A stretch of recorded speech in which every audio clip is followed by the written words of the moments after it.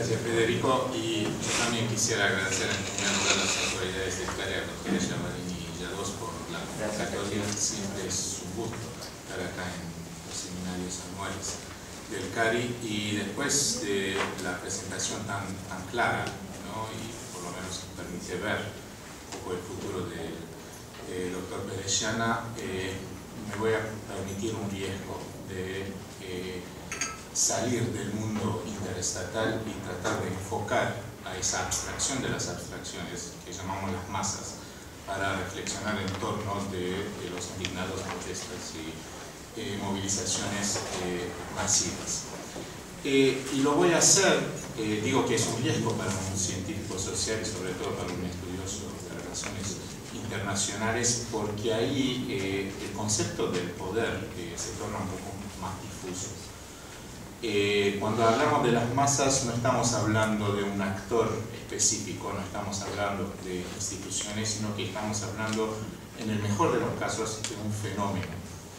Y para hablar del fenómeno me parece que es más correcto utilizar otra vez herramientas arriesgosas como la filosofía política o la sociología histórica, para ver si lo que este año empezó con la primavera árabe y tiene un eco en Europa y hasta en Nueva York, en Estados Unidos, es uno de estos fenómenos que cambian el curso de la historia y cómo esto afecta justamente las relaciones de poder en la estructura que viene después del año 2011. Y para empezar quisiera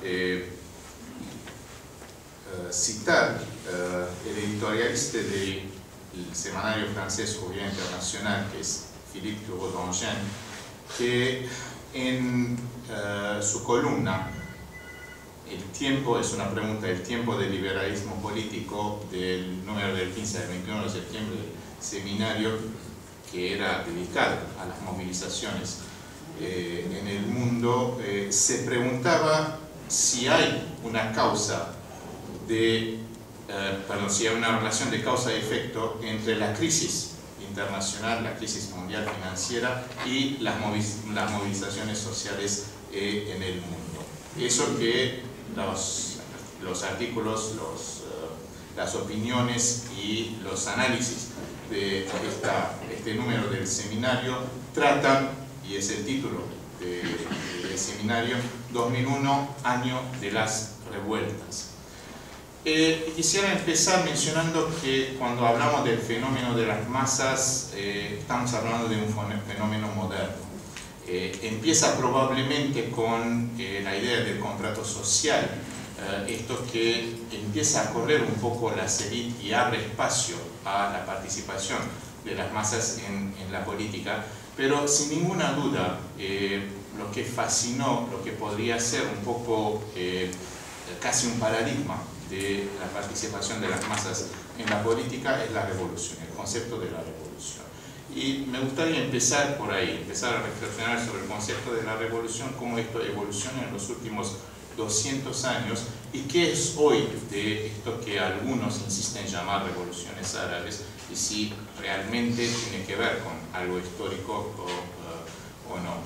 El evento transformador de la política internacional en el sentido de la inclusión de las masas en la política es la Revolución Francesa, y a partir de 1789 la palabra no dejó de fascinar a prácticamente todas las élites, todas las vanguardias, todos los que pensaban la política. En otras palabras, el horizonte de la historia era la revolución.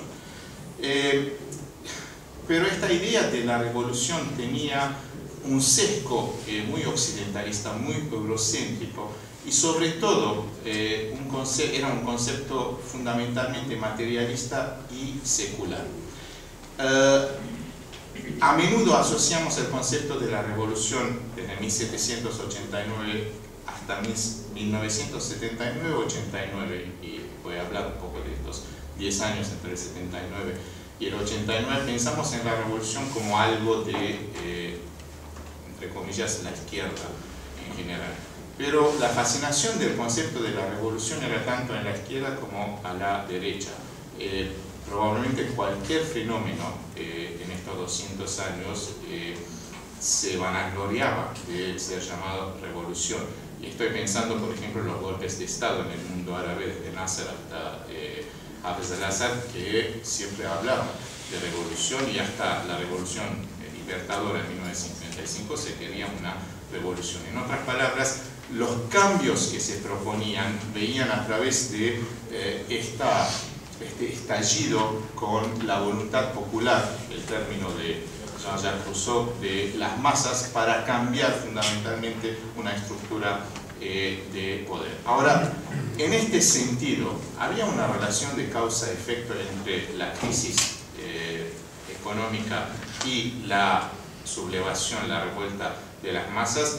Y bueno, hay varios estudios que mencionan, por ejemplo, que antes de la Revolución Francesa, antes la primavera de los pueblos en 1848 en Europa, antes de 1917, siempre hubo una escasez de alimentos, hubo hambre, y eso provocó los estallidos y las revueltas que luego se canalizaron hacia la toma de poder. Estoy pensando en las sequías antes de la Revolución Francesa, las famosas hambrunas en Europa antes de 1848, y hay que acordarse que Lenin hizo la revolución con el lema, mejor dicho, ganó los adeptos, ganó el apoyo a la toma de poder, que la revolución se había hecho en febrero de 1917, con el lema pan, paz y tierra. O sea, siempre había el tema de ofrecer alimentos, algo que recuerda la economía. Evidentemente no siempre este es el caso. Si uno piensa el año 1968 y las consecuencias del año de 1968, el Mayo francés y el eco que tuvo en Europa y en el resto del mundo, ahí evidentemente no hay ninguna crisis económica, al contrario, estamos en plena época, pleno auge de lo que se llamaron las tres gloriosas, las 3 décadas de crecimiento y expansión de la economía mundial.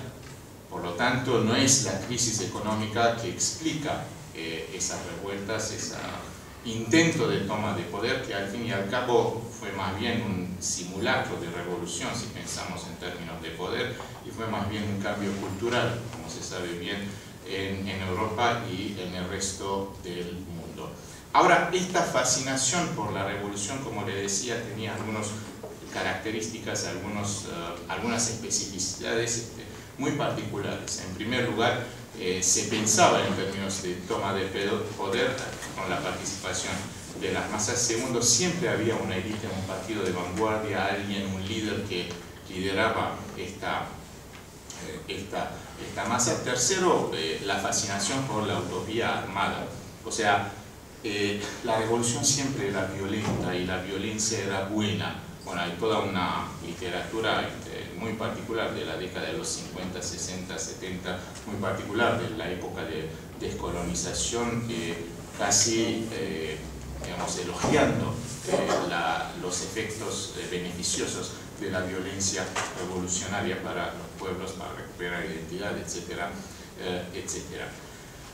Pero fundamentalmente la revolución se pensaba secular, la revolución se pensaba como un progreso en la historia, un progreso material en la historia, que va a cambiar la vida material de las masas. Por eso creo que el año 1979 es un punto de inflexión importante. El año 1979 y la revolución islámica en Irán, que sorprendió tanto a los intelectuales, a los tomadores de decisión y al mundo entero, el mundo formado en un eurocentrismo dominante desde el siglo XVIII para adelante, que en primer lugar no se entendió el fenómeno de la revolución islámica. Por cierto, la revolución islámica tenía mucho de las revoluciones anteriores, en otras palabras, era una movilización masiva. No era una utopía armada porque no se usaron las armas, no hubo una guerra de guerrilla ni barricadas en las grandes ciudades de Irán. Había un líder, pero ese líder no estaba presente. Khomeini está en París, manda los discursos movilizan a las masas, y después de la salida del Shah, él vuelve en febrero de 1979 a Teherán, pero sobre todo, no era una revolución secular, era una revolución religiosa. Era el evento que abría un espacio para el regreso controvertido, discutible, con muchos problemas de la religión en el mundo de la política. Y eso no era previsible. La religión, se había delegado a la religión un lugar fuera del espacio público, y la revolución islámica volvía a hablar de la religión y la relación de la religión y las masas. Y me permito acá abrir una paréntesis, ya que Federico mencionó mi origen armenio. Creo que, no sé si en otras culturas, en otras civilizaciones, pero hay un dicho en el armenio antiguo, y proviene de siglos, que curiosamente asocia las masas con la religión o la idea de la divinidad, y dice en el armenio antiguo, literalmente significa la voz de la multitud y la voz de Dios.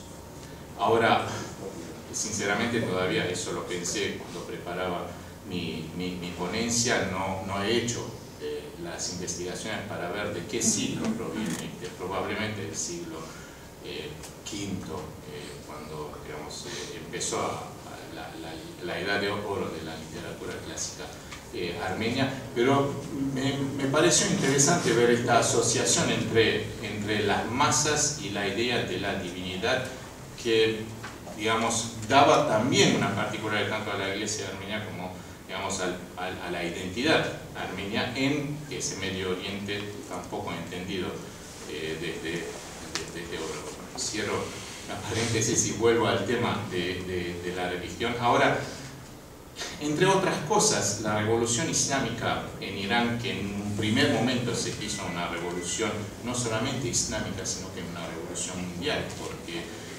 Khomeini en algún momento empezó a hablar en términos de descamisados, desheredados, apeló al mundo entero, apeló a la justicia social. Por cierto, tenía tres elementos que combinaron, ¿no? que permitieron el estallido y la toma del poder.